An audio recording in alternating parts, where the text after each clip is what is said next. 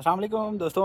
सोचा था कि आज आपसे कुछ फ़ल्कियाती गुफ्तगू करेंगे, कोई नई चीज़ें बताएँगे, लेकिन जब मैं यहाँ पर पहुँचा तो परिंदों की ऐसी खूबसूरत आवाज़ें हैं और मेरे पीछे मौजूद ये दरख़्त हमारे घर के पास ही हैं और ये आपको आवाज़ें आ भी रही होंगी।